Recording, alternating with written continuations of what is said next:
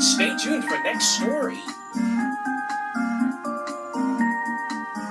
Herky's bright idea.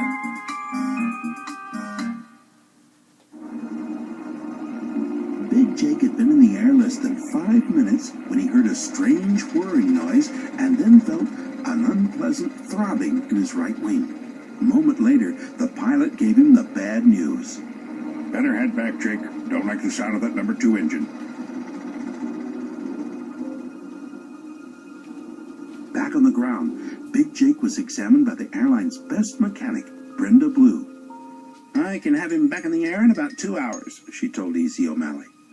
Problem is, Brenda, we don't have 2 hours. Big Jake was running a spare part up to Mountain View. Gotta be there in 45 minutes or our goose is cooked. Brenda Blue saw that the situation was desperate. Easy O'Malley needed a backup for Big Jake right away. "There is one plane left," she said, "but he's never flown at night. It's JJ." A few minutes later, JJ found himself at the head of the runway amid a flurry of activity. As Brenda Blue checked him over, the little jet was tanked with fuel and the vital spare part was transferred from Big Jake. JJ whispered something, but Big Jake couldn't make it out. What's that you said, JJ? "I said, I can't go," JJ whispered. "I'm afraid of the dark." "But JJ, everyone's counting on you," Big Jake whispered back. "I've never flown at night. What if I get lost? What if I bump into something out there in the dark?" Big Jake could see that the little jet was very distressed. JJ, listen to me, he said in a soft, reassuring voice. Before I first flew at night, I felt the same way you feel. But after I did it once, I learned I could do it. And believe me, you can do it too. "Do you really think so?" "I know so. You're a good flyer, JJ, and one day you'll be a great one. I'll tell you what, you make this run, and I'll let you fly a stunt with me at the air show next month." "You'll fly a stunt with me?" JJ couldn't believe his ears. Do you mean it? Do you really think I'm that good a flyer?" "You bet I do," said Big Jake, and he meant it too. All clear for takeoff.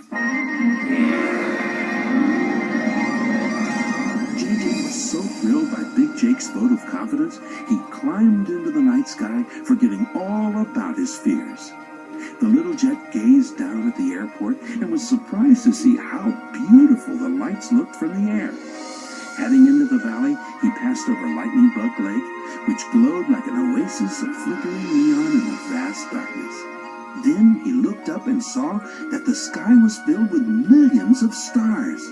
He saw twinkling stars and shooting stars, white and blue and silver stars, bigger and brighter and more sparkling than they had ever looked from the ground.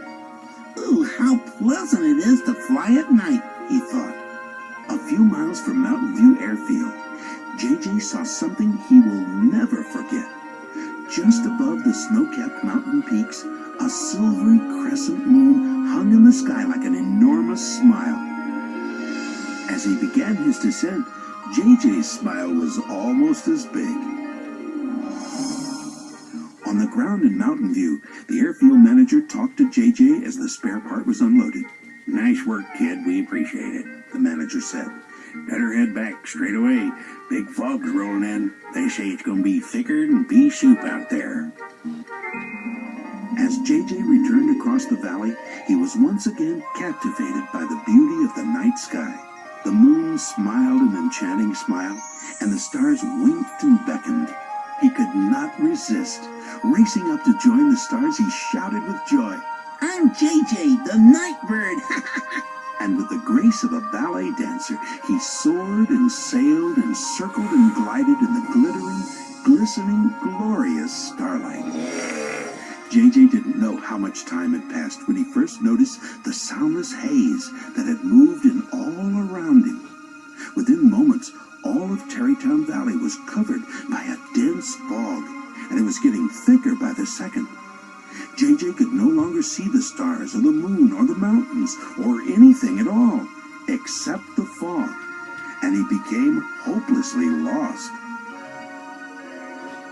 The hour was getting late, the fog was getting worse, and back at Tarrytown Airport, Easy O'Malley, Big Jake, and Herky were very worried about JJ. He should have been home by now. They say he left Mountain View almost 2 hours ago, said Easy O'Malley. Big Jake looked grim. I'd better go find him, he said, gazing out toward the valley. Easy O'Malley wouldn't hear of it.